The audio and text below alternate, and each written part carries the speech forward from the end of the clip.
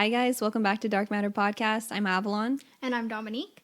So today we're going to be talking about the dark side of YouTube. And I feel like this is something that's been building for a couple years now. Yes. That's definitely been evolving. But yeah, let's get right into it.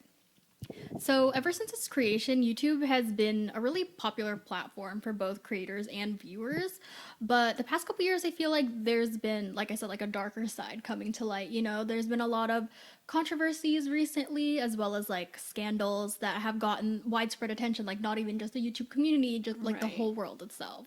Yeah, because I think that YouTube went from kind of just something you did for fun, like it wasn't really something you could profit off that much. I think that's the big difference, is it went from just being like something you do for fun, or like, you know, like the early YouTube channels were just funny. Like they were just like stupid videos that were like, that was kind of it. It went from that into like a legitimate like business. Like people like actually make a livelihood. Like their whole livelihood is YouTube. And I think it's also gotten more and more intimate and personal into people's lives to where the boundaries kind of blurred between like what's their YouTube channel and what is their personal life. So like there's bound to been, you know, have been controversies, which obviously we've seen a lot of recently. Yeah. Right. So it was started in 2005. So 15 years ago. If you didn't feel old already, I know. Now you do probably. And it was, I didn't actually know this. It was from 3 former PayPal employees, Chad Hurley, Stephen Chen, and Jawed Karim. I hope I pronounced that all right. And in November of 2006, Google bought the site for $1.65 billion. That's US dollars. So just to like kind of put that in perspective, like that's a year after its inception. It's bought for almost $2 billion. So obviously YouTube has been a big platform for a long time. I didn't realize it was that popular early on, but I know, I was a little surprised too to find out. Like, I know Google had bought it, but I thought it was like years after its conception. Exactly. Usually it doesn't happen. I feel like usually it doesn't happen like that, that companies get bought that early for that much money by a huge company like Google too. Like, that just shows you how long this, you know, platform has been around and how popular it's been for a long time. Right. And many popular YouTubers were able to use the platform to gain notoriety and as well as make a lot of money. There are actually a lot of YouTubers, which YouTube is actually like solely their income, you know, so it's definitely a big deal. And they were obviously able to do that with the amount of subscribers, ad revenue from Google AdSense, as well as sponsorships, which is definitely a new concept way back when, you know, it first started and YouTube really just blew up. But of course, you know, along with huge success also came a lot of backlash and criticisms. Right. So next we really want to get into problematic YouTubers. We've all seen the like tea videos about them. We're just going to kind of like briefly go over YouTubers, but also just like the controversies that have come with it and kind of just the bigger picture, because we don't want to make this episode or video just being like all about, you know, like Shane Dawson or Jeffree Star, which obviously they've been talked about a lot recently. We don't want to just focus on like specific people. We will talk about them, but we really want to look at like the bigger picture, like what does this mean for all of it. But of course we do have to mention a few specific ones. As I mentioned, Shane Dawson is probably the first person we want to talk about when it comes to controversies. I mean, he's been here on YouTube since, I don't know what year he's been on, but I think, hasn't he been on YouTube for like 12 years? I don't know exactly, but he's been there since almost the very beginning. Yeah, because like he's one of the biggest all YouTubers the way back. Yeah, and that it makes sense that he's so popular because literally he's been here almost since its inception. So he's been on YouTube like at least 10 years, 10 plus years. So that's that's crazy. And obviously, like I do want to say too that like humor changes in 10 years. What's acceptable in society changes in 10 years, and especially in the last decade that we've, you know, experienced, like there's been a big shift towards being more progressive. But that being said, some of the things he did just weren't unexcusable, even back then, even 10 years ago, even when he was younger. Because do keep in mind, I think he's 34 years old now, so even 10 years ago he was 24. That's older than us. There's really no excuse for some of the behavior that he filmed and chose to put online, you know? Right. So let's talk about what's come out recently. So, like we mentioned, he has been doing YouTube for a very long time, and obviously the humor and the culture back then was very different. And so one of the things that he was called out on was his videos on blackface. And like I said, like I feel like back then it was more acceptable. Right. Like a lot more people did it, and it wasn't found to be as offensive as it is Right. now. But again, with that, it's like you have grown with YouTube, you have gotten older, and you have seen society change. So the fact of the matter is, you know it's wrong now. And I feel like instead of really acknowledging that and apologizing for that, he kind of just was like, oh, it wasn't that big of a deal, you know, it was way Yeah. back then. But the truth is, yeah, it was back then, but I feel like to be able to grow, you have to acknowledge that that is wrong, even if it Yeah. was found acceptable back then. Exactly. Like I Yeah. remember I used to watch his videos. I really liked his videos in like middle school because that's when I thought that his Right, humor was yeah. funny.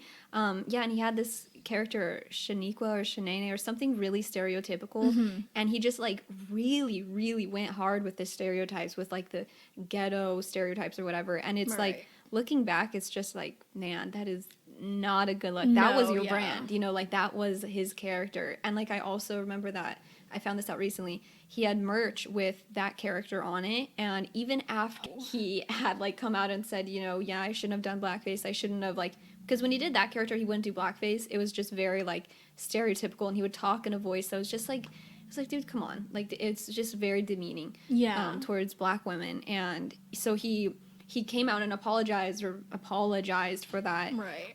but he kept the merch up for some time Oh. after he said that. And it's like, okay, well, if you're apologizing because you think that that's wrong what you did, why would you keep the merch up? Why would you keep profiting Exactly. off of it? Like obviously he doesn't really feel bad about it. I think Mm-hmm. that shows that he's probably just like, well, I got caught. And we'll talk about that more. That Right. it's really a matter of avoiding getting in trouble, avoiding the mob of people canceling you. It's not a matter Exactly. of taking accountability. Exactly, yeah. And another thing that has recently come out is that apparently there was a video of him jacking off to a poster of Willow Smith when she was only 12 years old, and obviously that is not okay. And he was actually called out by Jada and Willow Smith. So I don't know how to even fix this. I don't think Yeah. there's anything that he could have done, because obviously that was wrong. There's no excuse for that. Like, you can't just say, oh, I just thought it was funny, because it does involve a minor child. Yeah, a child, literally Yeah. a child. And so he just kind of has defended himself like, yeah, I'm not a pedophile and stuff like that. But the thing is, maybe not, but that video was pedophilic, and it made a lot of people uncomfortable. And the fact that he's kind of defending that is, like you said, it's not a good look for him. I don't think it was the right way to go at all. I mean, I don't know what he could have done to make this better, but Yeah. this wasn't it. Because there's just no excuse for that. Like, it literally does not matter what time period it was or who the kid was. You know, she was famous. Obviously, when you're a famous child, like, you kind of have to grow up quick. It doesn't matter. None of that matters. At the end of the day, it was inappropriate. Like, and if you think it's not inappropriate, I would ask you to, like, imagine that was your 12-year-old kid. Right, Would you yeah. think it was funny? You know, so I don't think that's funny at all in any circumstance. So I Right. think it's just one of those things that's like, there's really nothing you can do to make that better. It's just Right. like, I don't even know what the solution is, because that's just so disturbing, and that's not the only thing that he's done like that. There's Absolutely. been many things that, and he tries to chalk it up to dark humor, and it's like, okay, well, pedophilia is not a joke. Like, Yeah, that's no, a not at huge, all. huge issue, and it really, like, him doing that really just serves to normalize pedophilia. And it's like, we can't, No, come on, that- dude. yeah. Like, I just feel like it's so crazy to have to tell people, like, guys, I'm not a pedophile. Like, if those words have to come out of your mouth, You're know doing you did something something wrong. very Yeah. wrong. Yeah, like, that's just not a good look. Like, I don't really know how to solve that. It's just like, dude, you can't do that, you know? Right. And, like, I'm glad that this is finally coming out. And again, I don't think people really go about it the right way with, like, cancel culture and everything, but I'm glad we're at least finally starting to acknowledge that, because it's, Right. we can't just keep excusing that because it's dark humor. No. Exactly. Sorry, no.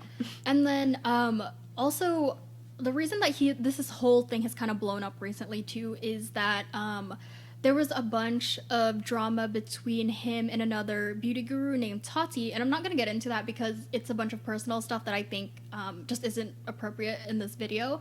But basically, she made a video kind of explaining what had happened with Shane, and when she posted that video, he did an Instagram live, and it was pretty Yeah, disturbing. I forgot about that. Yeah. It was pretty disturbing to watch. He was just freaking out. I honestly couldn't believe that I was seeing this. Like, he he just seemed like he was It was completely like freaking out. it was something that you would see recorded of someone, but he Exactly.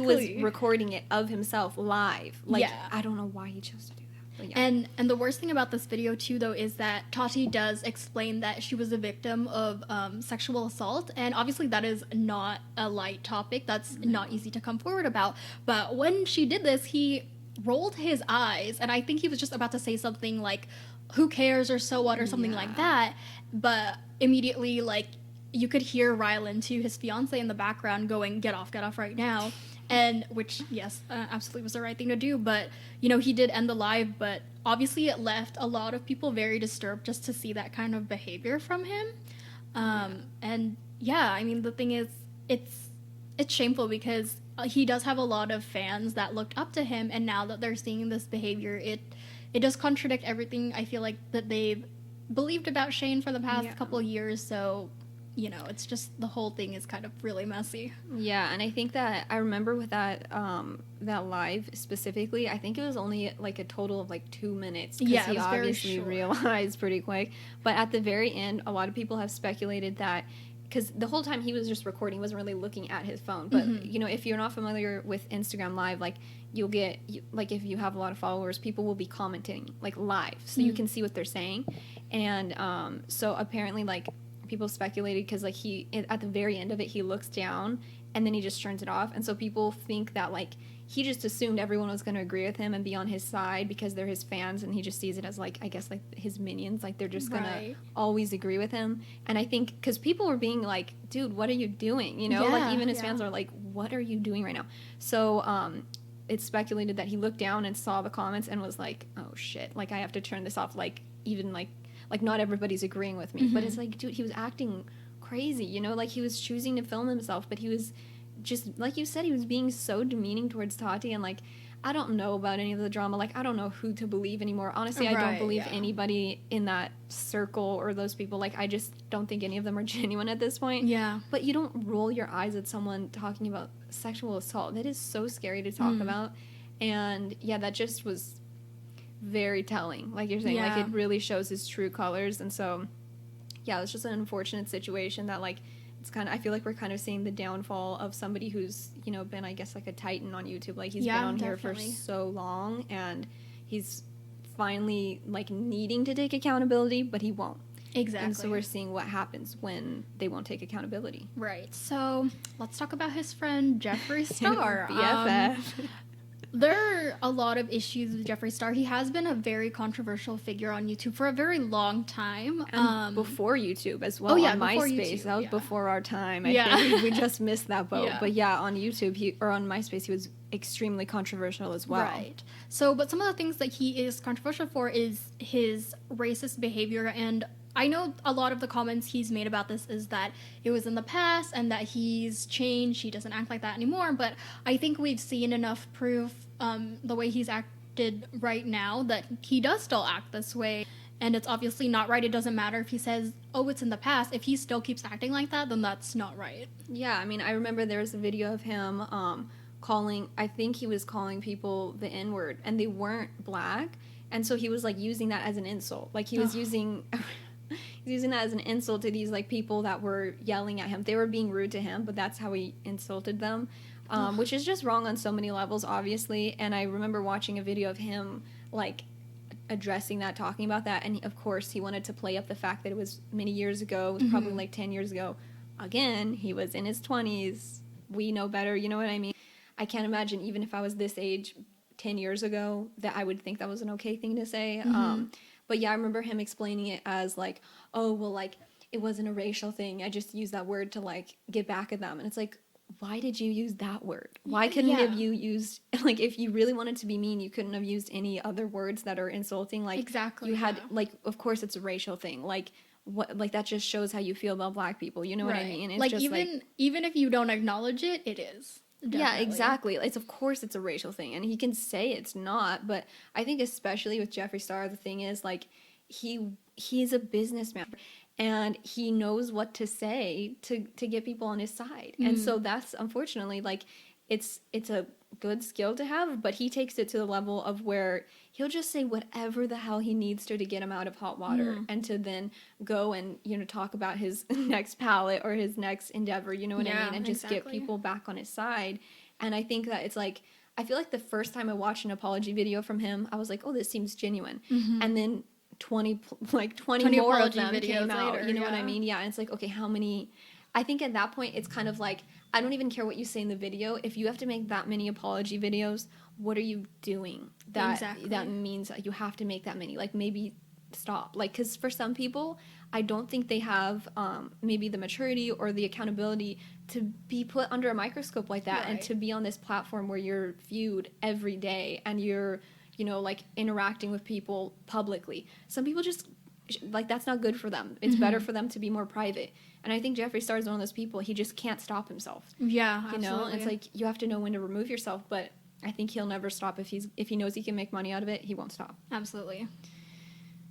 I know he's like, he's gone on record too, or it's been recorded that he's treated his fans and his customers badly too. I think it was that, like, people who are saying that his products, like, weren't, like, I feel like there was something about, like, either they came in late or they had a problem with the products, and he just like really went hard on those people, and they weren't even saying anything bad. Yeah, so one incident that I was able to gather information from was that it was actually one of his fans. Like, it was one of his fans. He made a video about how he received his Jeffree Star products and stuff, and then he opened one of his highlighters, which is one of Jeffree's, like, signature products. The problem was that it came broken, and he didn't even really say anything bad about it, but he did say that it came in broken, you know. And Jeffree just went off on him, like, on Twitter and stuff like that, and he just called him bad names. And the guy was, you know, obviously shocked by this, because again, he didn't say anything really damaging towards Jeffree, but I guess Jeffree didn't even do the research. He just listened to other followers who were saying that this guy was bashing him, and then he just completely went after him, which obviously is not right. You can't go unchecked like that, especially against your own fans. Imagine how heartbreaking that was for the fan. Yeah, and again, that is somebody who spent money on his product, so you would imagine you would want to treat them right. But Jeffree Star just seems to go the complete other way. It seems that every time someone tries to, it seems like if he takes offense to it and he feels like he's being attacked, he will, like, definitely go on the offense. Yeah, I think he tweets or talks or records first and then thinks later, and, like, gathers information later, which, you know, someone else who does that, who's in charge of the country. And I think we know that, like, that's just not, like, you should just think first, because if you come out and say things, first of all, you're going to hurt people, but you're going to hurt your reputation. Even if you're just looking at it from a money perspective, if you really don't care about hurting people at all, you're going to hurt your reputation. You're going to lose money. You know what I mean? It's like, if you only want to look at it that way. But, you know, what's more important is that you're going to say things that are going to damage people. Like, I can't imagine, like, I don't really have any YouTubers that I'm, like, such a big fan. I guess, like, Bailey Sarian, I'm a big fan of her. And if she just, like, went off on me, because I don't think she's the type of person to do that, because she seems like a really cool person. But if she just, like, went off on me in that situation, I would be so, like, heartbroken. I'd be like, dude, like, right, because you're her content. Fan, yeah, exactly. Like, that must hurt really bad. And I just can't imagine how his fan felt in that situation and in other situations. I've heard that he just treats his fans and customers poorly. And I think that just shows what kind of person someone is, not even just YouTuber, like celebrities, because I know there's certain celebrities that are known to be really rude to their fans, and it's like, well, that's basically your boss, because that's who's paying you. Exactly, so like, I don't know why you're gonna treat them bad, like, why are you gonna bite them the hand that feeds you? But I think it just shows, like, he's not a very nice person. He's nice when he needs to be, or when it benefits him. Yeah, exactly. And so now let's move on to his recent video. I like to call it his non-apology video, because that's basically what it was. And this, again, ties in with what happened between Shane and Tati. Again, a lot of drama, but basically he was accused of, you know, bad behavior and a lot of stuff like that. But he called it an apology video, and he titled it "Doing the Right Thing." It definitely wasn't. But he basically says that anything that happened was in the past, and he's moved on, and he doesn't want to talk about it anymore. But obviously that's not the right thing to do. You can't just say, oh, it's over, I'm not going to talk about it, especially as someone who is on the internet and is a public figure, because that is what they are, you know? And I feel like you have a certain responsibility to your fans and all the people that watched you to take accountability for that, and he definitely didn't. And another one of the things that a lot of people took issue with is the fact that he never before has talked about Black Lives Matter at all, except in this one video. He basically says that, what about Breonna Taylor? What about Elijah McClain? What about George Floyd? We can't talk about my stuff. We have to focus on them. And I'm just like, so you're basically using them as a cop-out. Like, yes, absolutely, they do matter, and 100% they're way more important than Jeffree Star, no doubt. But the fact that he's using them to kind of deflect from his actions is just shady. And not to mention, so he mentions all these names and talk about how important they are and stuff like that. And then not 3 seconds later, mentions his newest product launch. So obviously, you know, this video was, again, not an apology, not in any way apologizing Genuine. or taking accountability for what he did. I don't think anyone believed it anymore. Yeah, because I looked at that video. I was avoiding it for so long because I'm like, I can't even watch it. Yeah. But I watched probably the first 20 seconds. I just wanted to see the like to dislike ratio. And I think it was, the last time I checked, it was like 400 something thousand likes to 300, I want to say like 60 something dislikes. Oh, 1,000. wow. I don't think I put the 1,000 in there, the extra zeros. Yeah, so it was pretty even on likes to dislikes, and I don't think that's, I mean, at least I used to watch Jeffree Star's videos, and before I knew what kind of person he was, and I just thought his videos were entertaining, and I don't remember any of his videos having likes, or the like to dislike ratio like that. Like, it was usually overwhelming support. Right. And then I think people are really, again, starting to see the real him and kind of turn their back on him because, yeah, like, that's just, he's like the definition of performative activism. I don't even know if you can call it performative activism because it wasn't even activism, because if you don't know, like, that's been like a term that's been thrown around a lot recently, performative activism, because with BLM and with just like different social issues going on right now, I think people will performatively like pretend like they care about it just because, you know, they're in the spotlight and they want to fit in, or they want to like kind of just check their box and be like, okay, yeah, nobody's going to come for me now, Right. And not get involved in a scandal, but they don't actually care about it. And like, you cannot like, it's like there's no better example of that than Jeffree Star, literally in the same breath talking about Breonna Taylor and all of these people of color, especially Black people who are killed for no reason, and then talk about his product launch right after it. And it's like, dude, make it a little more obvious that you don't care about them. Can you please make it a little bit more obvious? Because he especially has a history of saying racist things and having racist behavior, and sometimes towards Black people, and I feel like especially towards Black people.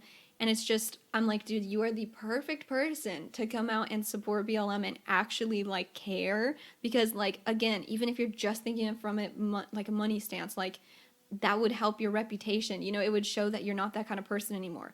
But clearly the only time he cares, again, is when money is involved, or when, like, it can make him look good. And, like, man, that video just made me gag, because it's like, I've just never seen more of a staged video. Like, he's on this, like, literally like a throne, okay? He's on a golden couch. I've never even seen a golden couch before. It's like just this golden luxurious couch, and the setup is beautiful, his makeup is, you know, flawless, and like the lighting is really good. He's like sitting in this like silk robe. Oh my god, it's just too much. And like we talked about it, that it's kind of like with YouTube apologies, I feel like if they are super done up, it comes off as fake. And if they're super raw and like no makeup and like crying and, you know, snot coming out of their nose, it also comes off as fake. So there's kind of no winning with YouTube apologies.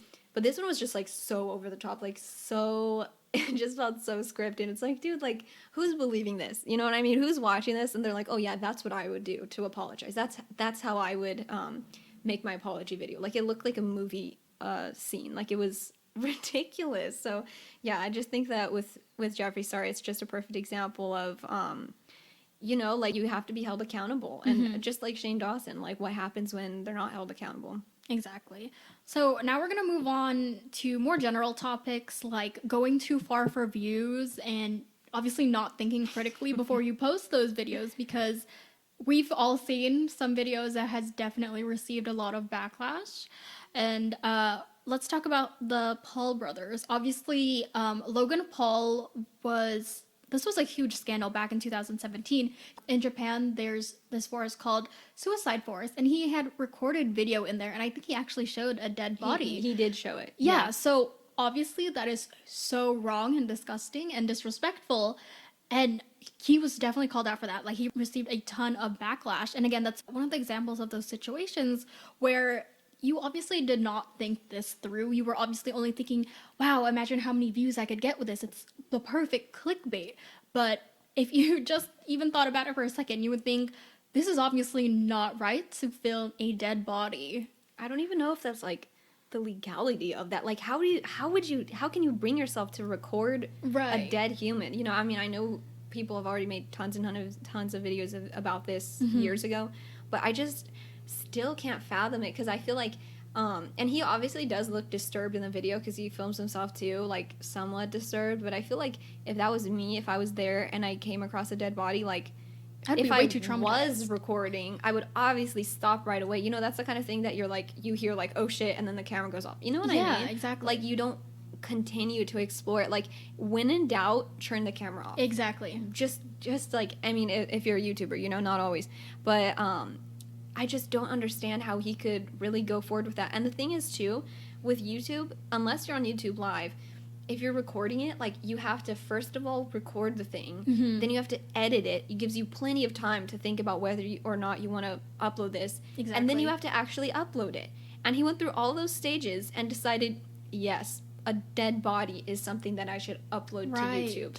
You know, somebody who recently committed suicide, who recently took their own life, and their family's going to see that, you know, that guy's family might not have known that he was even gone yet. Exactly. And like, that's how they find out from this shitty American kid who, you know, went to Japan, and like, also he was being very disrespectful on his trip, like, just being really culturally inappropriate, and like, just kind of just being a douchebag. I don't know how else to say. He's a douchebag.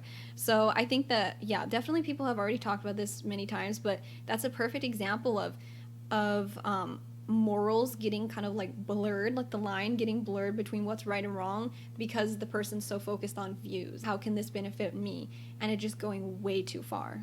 Yeah, so this is more just generally, not as far as like going too far for views specifically, but just not thinking critically. I think the Paul brothers are the CEOs of not thinking critically. Oh yeah, absolutely. And I know Jake Paul has been in a number of scandals, or a number of just like, a lot of them aren't even scandals. It's literally just him being stupid, just being a stupid young man, you know, like, not thinking. And I know that he got in some hot water because he was, you know, if you don't remember, this might bring back like bad memories, like a fever dream.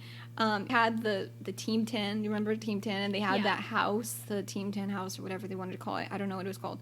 I think Team 10 still technically exists, but it's not. It's a shadow of its former glory, if you want to call it that. And yeah, so they all lived in this house in like Hollywood or something. And obviously where he was living, like, you have to pay very good money to live there. It was a very nice area. And they were just always up to no good. Like, they would be, like, I remember one thing that really, really made the neighbors mad was that I think they took a bunch of things and put them in the empty pool in the backyard, and they, like, lit it on fire. Oh my God. Which easily could have gotten to the other houses. And if you don't know, if you're not from LA, like, we have a fire problem. Yeah, so we do. That's not okay. You can't be literally starting fires. Like, oh my God. And so I know he got in some trouble with that, and he's just like known to like stay up, like they would stay up really late, like making noise, being a general nuisance to their neighbors. And the reason I bring up is that it's so expensive. Like, that's not good for anyone, but it's also just like, I feel like they paid a lot of money to live in like a nice area that's like quiet, you know, they feel like safe in, and then their neighbor is this crazy kid like making all this noise, like literally burning random things in the backyard. Right. And he got in a lot of trouble. I think, if I remember correctly, the neighbors were suing the house, or they just wanted him. They wanted him and his friends out, which I would too. Right. So he did that, and then he also has been involved in some scams. I don't know all the like the specifics. There's tons of videos on these that I've watched, but he basically had like like some scams about like making money, and obviously his audience, if you don't know, he has a very young audience, because I mean, I think if we watched his videos, we'd be like, what the hell is this? Because we don't find that to be entertaining. That's not what we enjoy watching. So obviously his audience was very, very young, and he would peddle these scams to his young audience, which of course they're impressionable and they look up to him and love him. And so they would buy it, you know, and right, because they don't know any better. Yeah, they don't know. Exactly. They're just kids. Like, what do they know? They just trust him, you know? And so he just, like, I feel like he's done a lot of shady things. Both of them have. And I feel like there's other examples that we're going to get into of just taking things too far for views, or taking, like, kind of, I think one thing we want to focus on is, like, when YouTube crosses the line into like real life. Like, it's not just like for a video anymore. It's like you're actually affecting people's lives to where death is involved. Right. What I was kind of alluding to there was with this was also in 2017. 2017 was not a good year for YouTube. No. This young woman, Mona Lisa Perez, she was 19 years old. 19. And she was pregnant at the time with her boyfriend's child. And so her and her boyfriend, Pedro Ruiz, he was 22. So again, they're both very young. They were trying to make a viral video. They were specifically trying to go viral. Like, that's what they wanted to do. So God, it's so like stupid. I can't even wrap my mind around it. So she had this gun, and she was going to shoot him for the video. And he held like a big book in front of himself, to like protect him from the shot. And believe it or not, the book didn't work, and she ended up shooting and killing her boyfriend. And she actually, as far as I know, served jail time. I don't know if she's still in jail, and she was pregnant at the time, by the way. So she, because of this viral video they wanted to make, she ended up, you know, her child had no father, she didn't have her boyfriend, and she was in jail pregnant. Like, I can't even imagine, because she was 19, she was so young. I know it was like just a stupid thing that she did, because she was, both of them, they were just like young, but it's just like literally the need to go viral, the need for clicks and, you know, money and success drove them to, like, she killed him, and obviously she didn't mean to, but at the end of the day he ended up dead, and that's just crazy. I feel like that was the first time that I guess 2017 was just the year of like reflecting on YouTube, being like, wow, like this is going way too far. Like, this is actually killing people. Like, that's just crazy. It was, I feel like that's the perfect example of it going way, way too far. Right. The next YouTuber that we want to talk about, her name is Tana Mongo. I think that's how we pronounce her last name. I apologize if I got it wrong, because I've never seen any of her videos. But one of the big things that she was involved with was TanaCon. And if you don't know what that is, apparently she was banned from this YouTuber convention. I forgot what it's called, like VidCon. Yeah, she was banned for life. Yeah, I don't know why, but she was banned for life. So she basically wanted to make her own like VidCon, except it's obviously all about her. She called it TanaCon. And this was, if you've listened to our last episode, Fire Festival, it's kind of similar to this, where it just was not planned and organized properly, to the point where people's health were put in danger. Like, apparently people were waiting in lines for so long in the heat that they would like pass out and stuff like that. So obviously, you know, she had to take accountability for that, because these are her fans, these are, you know, possibly other YouTubers, and if she is the one putting on this event, she is the one who has to ensure that everything is working properly. But she obviously did not, I don't know how involved she was with planning it, but she obviously did not ensure that it was going to go well. Yeah, and people ended up getting carried out, like being taken to the ER, like in ambulances, because it was so bad. I think people got second, if not third degree burns from being in the sun, because again, LA, this was in Los Angeles, they were out in the sun, and I believe it was somewhere near the middle of the year, like near summer, and it was horribly hot out, and they were standing in lines for a long time. I remember, if I remember the numbers correctly, she booked a place that could hold around 1,000 people, and she sold around 4,000 tickets. Oh my god. Yeah. And so I think it was like her and she hired someone to help her plan it. I feel like they were kind of like equally culpable in this. But it was just like devastating. It was so bad, just kind of like fire, like a lot like fire, but locally instead of in a random island. But it was really bad, and I think that I think it kind of goes to show that some YouTubers get a big head and they think that they can just do anything. Like you can't be everything. You can't really be a jack of all trades and be good at everything. You know what I mean? And I feel like she kind of got in her head that she could just, pull off this convention, and really didn't plan it very well, and didn't do enough research into who she hired. And she makes a lot of money off of YouTube and off of social media. Like, she had the money to put this together right, and she just didn't do it. Like, she's just kind of like I think the vibe I get from her is that she's just kind of lazy. Like, she doesn't really care. And yeah, that just kind of shows like what kind of person YouTube can make you. Maybe she would just be that kind of person. Probably she would just be that kind of person even if she wasn't on YouTube. But I think that it doesn't help having that kind of platform. It really doesn't. I think it definitely gets it in your mind that like you're just undefeatable. You have all these people, yes men, just hyping you up all the time that are your fans, and you think you can just do anything, and you can't do everything. You do need to. People need to know when to kind of take a step back. But yeah, she's a perfect example of just thinking you can do everything. Another thing that she does that I think is really harmful is it's not just her that does this. A lot of influencers do this. Probably a lot of YouTubers on Instagram when they post on Instagram. But she uses like either Facetune or some photo editing apps. And if you see the before and afters of the pictures that she has on Instagram of like the real picture and then the picture she posts, they're dramatically different. Like, I'm talking dramatically different. Like, if you were to see a video of her taking that picture, because she has a YouTube channel, of course, you just see a video of it and then see what she actually posts, they're totally different things. And she's actually one of the few people I know that's very open about her use of Facetune, and she's almost like proud of it, which I don't think you should be proud of, not to body shame someone, but because you're presenting the pictures that you post as your real self to a young impressionable audience once again, and they're gonna feel like crap when they see pictures of you like that. Like, I look at her Instagram and I'm like, wow, she looks really good, and then you see the original picture and it's like, oh no, she looks just like me. Like, oh, like, why did I even think that was real? But we're adults, so we have that critical or ability to think critically. Yeah. But even young teens, and especially kids, when they see that, they don't know how to think that way. You know what I mean? They just think that it's real. They saw it online, so it's real. And she has a young audience, and she really needs to be responsible, but she is very open about that. She uses that, and like I said, almost proud of it. So that's very damaging to her young audience. Yeah, absolutely.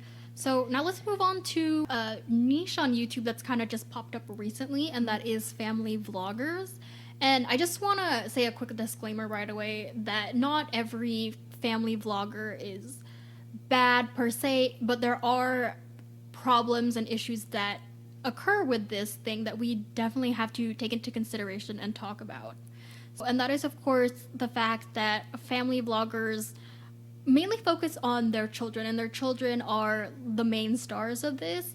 And there are so many issues with that. One thing is that you have put your child's entire life on the internet for everyone to see, and literally anybody could click on this video and watch it. And of course, that brings up a lot of issues again with, like no consent, invasion of privacy, because again, these are mostly young children, Right. So they obviously don't know any better or are not able to make that decision for themselves. And of course, there is also the issue of, there are pedophiles on the internet. As much as we don't want to think about it, it is true, and it does happen. So that is something that we have to consider when we think about the kind of content that we want to put out there for everyone to see. Yeah, because I think that we were talking about this before, that people, I think the way they defend it, like parents on these channels, the way they defend it, if they even bring it up at all, which again, like a lot of people just want to pretend like it's not a thing. And I'm here to tell you, it is a thing. I know pedophile rings, like people hear that and they're like conspiracy theory, but like just pedophiles online, like this is an issue. This happens. Seriously, it does. And I think that the defense is usually like, oh, well, I can't just like monitor everything I do because, like there's just going to be people regardless, or, what am I supposed to do about it? And I just feel like that's not a good enough argument. It's like you could choose not to put your kids online. You really could, because I know people, celebrities, or just people I know in my personal life who have kids and they choose to be private about it online, you have the right to be as open or private as you wish to be. But when children are involved, I feel like everything when children are involved, the rules are a little different. Like to me, especially, like I just really care about like protecting children, and I feel like anytime kids are involved, like you can go ahead and post whatever the hell you want of yourself, but when your kids are involved, you really need to be more cognizant. And I just don't understand how you as a parent could say like, oh well, you know what, like I don't make it for those people, and like, you know what I mean, like pretend like you just can't do anything about it. It's like, yeah, you can defend your kids from those people by not posting those videos of them. Yeah, but they absolutely. just choose to, and I just can't fathom that as a parent. I'm not a parent, but like I can't imagine being a parent and defending that, oh yeah, well, pedophiles are going to come to my video, but what am I supposed to do about it? That's horrifying. Like I would never want to post anything that would be compromising for my kid, especially just like you talked about earlier, just like they don't have the they're not in the mental place yet because they're growing, they're children. Absolutely. To consent to that. And it's just so wrong. It's like there are predators online, and they are going to be there, period. If you have a video of a kid, predator's going to find it. Okay, so I'm sorry to say it, but it's the truth. And I think people just kind of want to not think about it because they want to make money. And it's just very unfortunate. It's really, I feel like this is like the darkest side of YouTube, really. Oh yeah, absolutely, because it does involve like minors and children. Yeah. And there's also another issue, I think, with family vloggers is that basically, like, their child is their product. Like, that's the whole center of their YouTube channel. Like, if we think about even some of the names of these channels, like the Ace family, or 8 Passengers, who we're going to talk about, or Daddy of 5 and Mommy of 5, who we're going to talk about also, the central idea is that they're a family, and thus that they have kids. And so their kid is their product. That's how they make money. That's how they profit. And the issue with that, I mean, it's already an issue in and of itself. Right. But a specific issue with that is that for child actors, for example, there are laws in place because there's been cases where, you know, a child actor obviously made a lot of money as a kid acting, and their parents just took it all because there was no law to protect them. But now there are laws because things like that have happened. So there's laws where, you know, child actors are protected, even though, again, I don't really agree with that. Like, I feel like it's just robbing kids of their childhood, but that's another thing. But they're at least protected financially, and that money will go back to them. But that's not the case with YouTube. It's pretty much the Wild West of entertainment. So there's no law that's going to give these kids money. And it's also like, it's just a lose-lose situation for the kids because, first of all, they can't even make money off of it eventually, like down the line, at least of right now. And secondly, like with child actors, like they might be in compromising positions in you know, movies. Sometimes like it might be hard for them, but on YouTube, like some of this stuff is really like intimate, and it's not even, it's not a character they're playing. Like that's their real life that's being broadcast to potentially millions of people. And like, I just can't imagine growing up that way, just being under a microscope and knowing that millions of people are watching every meltdown I have and every like little thing I do wrong as a kid or silly thing I said as a kid, like knowing that millions of people are going to see that and then you grow up and like, I feel like those kids are going to grow up with trust issues. And, you know, let's talk about specific family vloggers that have gotten to a lot of hot water recently, and let's start with 8 Passengers. So again, they are a family vlogger. So they recently came under fire for sending their oldest son to a behavioral camp, and when he got home, they claimed that they had made, I guess this was like after he got back from the camp, but there was a video where they said that they had made him sleep on the floor for 8 months, or maybe not on the floor, like on a beanbag on the floor. Not on a bed. Yeah, for 8 months because he had played a prank on his little brother. And they said that it was totally okay because at the behavioral camp, they made him sleep on the floor too, and he was perfectly fine. But again, like, let's just think about this. He is a teenage boy. He's growing. He needs a proper bed. That is like one of the basic necessities in life is like a bed, obviously, to sleep. Like, sleep is very important. He's developing like both physically and mentally, and I can't imagine that that was entirely comfortable for him. Yeah, that's a huge part of development is sleep. When you're a teenager, you need more sleep than you do as an adult, and you need to be sleeping in a bed. Duh, like that's just so like obvious to me. You know what I mean? Like that's, I think to anyone, it's like that's such a basic thing that we take for granted that like they chose to take away from him. Like a bed is not like I mean, it's a privilege in terms of like some people don't have it, but that's not like a privilege that you take away from your kid. Like take away their Right. phone or their Xbox, like that's a privilege. Yes, I understand. You don't need that to develop properly. You need a bed. You need to sleep Exactly. right. And like imagine the back problems. I know you mentioned that earlier that like he's probably gonna have back problems because like when you're 15 years old, you are growing a lot. You're probably experiencing growing pains because your body's growing so fast that it actually physically hurts. Okay. So, and especially he's a 15-year-old boy, he's growing so much. And like I said, you need sleep for that, but you also need sleep so you're just not cranky, you know? Exactly. He's sleeping on a beanbag, and if I remember correctly, I think they took his bedroom entirely away from him. So not only did he not have a bed to sleep in, he was sleeping on a beanbag, but he didn't have a room of his own. Like Oh, imagine wow. just not having any privacy, not because like because your family couldn't afford a room for you, like like because they do have a lot of kids. That wasn't the issue. The issue was they took it away from him. And the camp he went to also, like camps like these, like kids have been known to die at camps like these. Like they're wilderness camps where they just like survive off of the land for no reason. It's basically like cosplaying like we're back in the 1300s or something, like they just survive off the land, and they've been known to be extremely harsh to the kids, like have really harsh punishments, especially at 15. That's just like, what's wrong with you? Like I just don't understand that. And I know like I'm not a parent. I'll say that again. I'm not a parent, but I can't fathom ever doing that to my kid. I can't imagine my parents ever doing that to me, or even their parents ever doing that to them.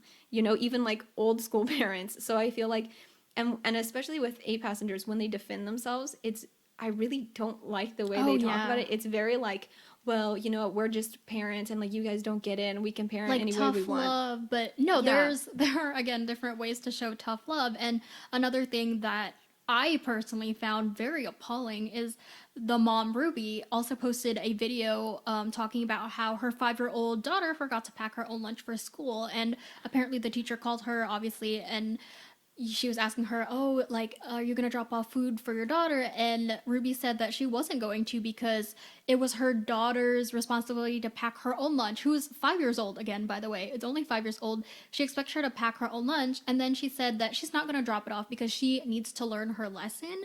And she also said that she hoped no one else would give her any food to eat to learn her lesson. And this, I don't even know what to say There's about no this. words. Yeah, as a parent, feeding your child is just one of the basic responsibilities that you have. It is a totally different situation if you cannot afford it and you are struggling because that is beyond your control. But this woman, let me just say, and she makes so much money off of her children, and they are not profiting off anything. Like she won't even give her son a bed, she won't make her daughter food, and yet she is making so much money from them. They are living in a nice house, they have nice things, but she won't even give her children the basic necessities. Yeah, the appalling is a good word for it, because it's literally like you're saying, like a bed is not a privilege, food is not a privilege in terms of like we were mentioning that, like of course some people don't have it, so in that way it is. But in terms of like being a parent, that you're well off enough that you can provide for everything, a bed is not something you take away. No, Like yeah. food is not something you take away. You don't starve your kids. I don't care for how long it is. Like when you're 5 years old, if you go just for lunch without eating, it's gonna feel like a long time. Like if I Yeah. go a few hours without eating, I'm like, oh, I want to eat something. You know what I mean? Like, and she obviously, when you're 5, you can't just go buy something. She's at school, like she has no access to anything. And I hope somebody did give her food in that situation. Oh, And like, yeah. I know obviously this is just one example, but just the idea that she would be so cold-hearted to do that. And like, I know she reacts to criticism very poorly, like I said, so she probably just sees it as like, oh, well, everyone's soft, like, it's just tough love. But like, again, you don't take away the basic necessities as a parent. Like even just that, like obviously it's bad for their development, like physically, but think about what And that does to you. mentally. Yeah, think about what that does to you, like mentally, knowing that your parent doesn't want to feed you, because like just feeling so bad about yourself because you forgot to do something. Oh, whoops, Yeah. I'm 5. Of course she's gonna forget things. It's like beyond me that they can defend this behavior. Right? Like, I mean, I've forgotten to pack my own food and I'm 22. So Yeah, the fact that a exactly. 5-year-old is obviously ridiculous. Like, she is still a baby. You, as her mother, you are supposed to take care of her. Yeah, so the other family we want to mention is even more extreme. They have been since taken off YouTube, and Thank I believe goodness. that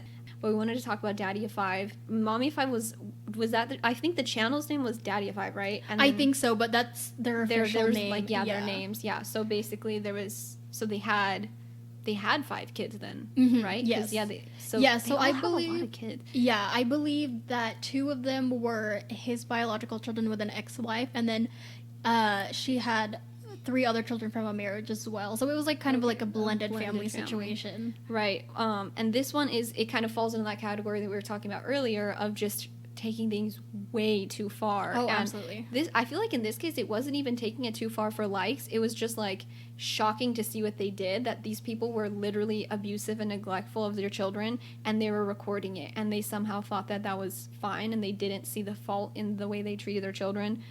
They were accused of abusing their kids, obviously, and they would post videos where they would prank their kids, and it was like, when I watched it, it was so like gut-wrenching. It was so awful to see these videos, because they're like, the fact that they call it a prank just makes it so much like more sick, because these kids were like really tormented, especially one in particular would always be picked on more than the rest of them, and I think especially by the dad, and I don't know if it was his biological son or his wife's son or what the situation was, but he just really went after this one kid, and the poor kid would just be sobbing in these videos, like sobbing, and he wasn't a baby either. Like he was, I don't know what age he was in these videos, but he wasn't at the age where, they're just crying about everything. He was obviously tormented. He was really hurt, and and sometimes physically hurt either by the parents or by the other kids. And I just, oh my God, it just like broke my heart. If they literally were like the trope of like the evil step parents, that was like them, like, but in real life, like they were so bad to their kids. And again, this was one of the cases where it was not just crazy on YouTube. It went into real life. And in 2017, man, what happened with YouTube? Dropped the ball that year. Apparently, yeah. But yeah, so Michael and Heather, the parents, pleaded guilty to charges of child neglect, and they were sentenced to probation. So again, this actually was not just like, oh, I don't like how you treat your kids. Like the law had to get involved. It was that bad. So, I mean, family vloggers, right. I don't know what the future holds for them, but I think that there's just too many problems. Right. And something else we forgot to mention too is that Michael's children actually went back to their mother. Like, she got emergency custody of them because, again, they were arrested, and they had to be charged and stuff like that. So obviously, because of these allegations, he was not fit to care for their children. And like we mentioned before, it's one of those things where you kind of think like YouTube is just like fun entertainment, but no, there are real life consequences to what goes out on the internet, and you just have to think critically. And these people, obviously, I mean, I'm almost happy that they showed it, because who knows if they would have treated their kids the same way. And at least the fact that they put it out on the internet, that these kids were able to get some help and they were taken out of that abusive situation. But again, family vloggers, not to say that people don't have problems in their families if they don't record it, they absolutely do. But the fact that you are putting your children out on the internet without their consent, sometimes there are very humiliating moments. And the fact that anyone can absolutely see them, like even their classmates, like we haven't even talked about the fact that all these classmates of theirs might be able to see this, and they might even get bullied because of it. So there are just a lot of things I feel like we haven't even thought of. That's even very true. I never thought of that. Right. Yeah, like at school you probably do get bullied. That like the things they put on the channel, like they're very compromising. Like I wouldn't want my classmates to see that. Hell no. Yeah, and not even not to say, like we said, this has been pretty recent, so we haven't even seen the long-term effects of what this does to those kids.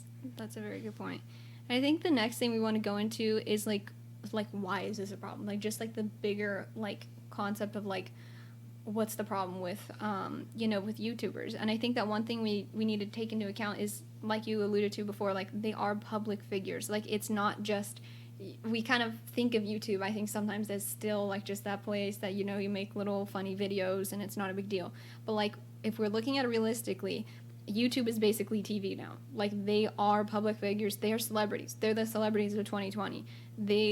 like you said, like sometimes it'll be in the news, like these people, you know, like they're not just like online creators or whatever, like they are celebrities, and they need to act responsibly because they have, some of them, huge influence and like really big audiences, and they need to think about how that's reflecting, because it's not what it used to be. It's, you know, like, because a lot of these things would never be aired on TV, but they can be put on YouTube because it's, you know, you're doing it personally. But we have to kind of look at it as TV because that's how many people are watching. Right. And again, like we mentioned before, a lot of these channels have an audience and subscribers that are pretty young and impressionable. I can only imagine like what they must think of it, you know, like the fact that they are putting videos out like this and the fact that they are getting in such trouble. Like, what kind of message does that send to those kids, you know? Like, that's something that I feel like they have to be responsible for that. Like, they may think, oh, I just put it out there, it's not my responsibility what like other people think. But yeah, it is, because you are making that content and they are your content consumers, so you definitely have to consider what that does. Right, for sure. And I think that one example that we wanted to talk about, like, as we're like getting to the end here, is Jenna Marbles, because if you didn't know, she recently made a video, I think it was called like Taking Accountability or something. I didn't watch the video because it was super long, but essentially she decided to take a break, if not like leave YouTube altogether. So like I think she kind of left it at like an indefinite break. So essentially leaving YouTube. Maybe she'll come back, maybe she won't. But pretty much like removing herself from the platform, at least for an amount of time, if not forever. And I think that there's been a lot of mixed reactions to that. But I think, you know, it definitely, like we talked about, it was definitely her choice to do that. And I think whatever she thought was best is best. But it just kind of shows, like, in my mind, it's just interesting because I feel like she's one of the only really sincere YouTubers that is huge, like at that level, that actually has sincerely apologized in the past. And she's like the only one I could think of that like doesn't need to leave the platform, but she chose to leave anyways because that's just the kind of person she is. So I think that looking at the other YouTubers like Shane Dawson and like Jeffree Star, I don't think they would do that because they would stop making money. Absolutely. So I don't think that a lot of people have like the moral integrity that it seems Jenna Marbles has. I think she's a really, from what I can tell, like she just seems like a really good person. And I don't think a lot of people would do that are making that much money. And I think that they should, some of them. Yeah. And maybe sometimes at some point they might have to, but until they have to, I don't think they will. Yeah. And, you know, leads to the question of, so what do we do now and how do we move forward? Because obviously we don't want these things to continue happening on YouTube. Like we said, it obviously sets a very bad example for all their subscribers. And if we let them get away with it, then it shows that being a bad person doesn't really matter as long as you get likes. And that's obviously not the message that we want to send. So, you know, like, so what do you do? And I guess there's not really any one answer. It's like a complicated question, obviously, but I think the first step is definitely to actually sincerely apologize and take accountability. And then the next step, which is the most important step, is to actually learn your lesson and not do it again. Because like we've mentioned, a lot of these YouTubers have put out multiple apology videos, and at some point you're like, well, I obviously don't believe you anymore because you keep saying you're not going to do this, and then you continue to do it. Right. Yeah, I think that I think the thing that's different with Jenna Marbles is that she actually did something. She said, I'm sorry, and then she left. Right. And no, like, people don't do that. What people do, especially Jeffree Star, he's just like the perfect apology, like, example of non-apology videos, like you called it. Since he's made so many. Because he's made so many, yeah. I think that what he does is a lot of talking, and then that's it. And he says, I'm not going to do this again, and then he does it again. And then he says, I'm not going to do this again, and I was just, you know, going through it, and this is not going to happen again. And then it happens again. And it's like, you can just talk as much as you want, but action speaks so much louder. And I think that that's the problem. That's what's missing, is the action. Because YouTubers love to talk. They get paid to talk. Oh, yeah. But they don't actually do anything about it. They don't say, like, this is what I'm doing. Because, you know, Jeffree Star is at least a millionaire. I don't know if he's a billionaire, but he has a lot of money. He might be a billionaire. He has a lot of money. And just as a small example, I think that, or just like a random example, like when he talked about, like you said, talking about Breonna Taylor and like the BLM movement, you know, he brought it up just push his product, But as far as I know, I don't think he donated any money to any of those Oh, things no, which he could make a huge impact on if he cared. Absolutely, yeah. Like we said, like actions speak louder than words, and his actions definitely told a different story than what he was saying because he invoked all those names and yet he didn't donate. He didn't leave any links to petitions or anything like that.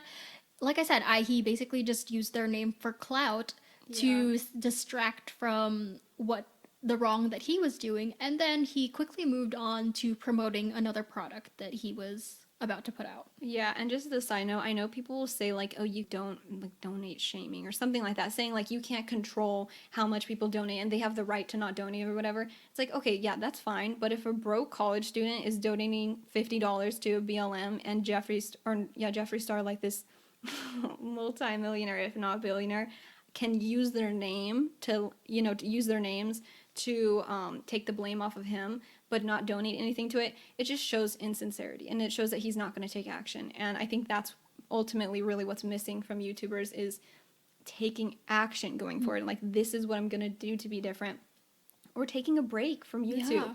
That's would be very healthy, I think, but I think they're deluded by the money. Like, they just can't see straight because money they're making, all the influence they have.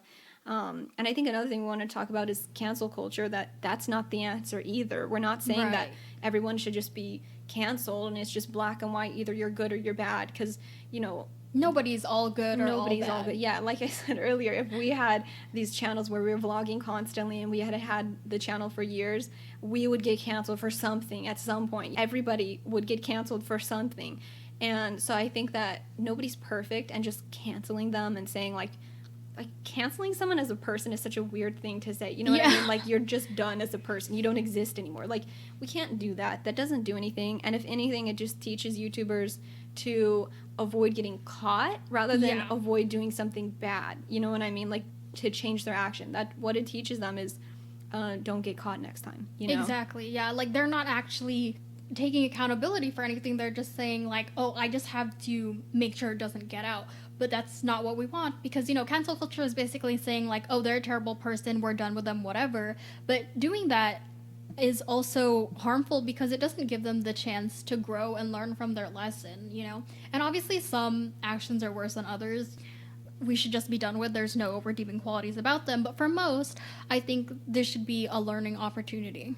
Right, for sure. But yeah, so that is the end of this week's episode, and we'll be back on Monday with a brand new episode. So to make sure to stay up to date, be sure to follow us on our social media. Our Instagram is @darkmatterpod, and our Twitter is @darkmatter_pod. And if you want to check out any of our sources or links, it'll all be linked in our website, which is darkmatterpod.com. If you're listening on Spotify or Apple Podcasts, be sure to like us and leave us a review. We also have our episodes available on YouTube every week. And if you enjoyed our podcast, be sure to tell your friends to give us a listen as well. And thanks for tuning in, guys. We'll see you next week.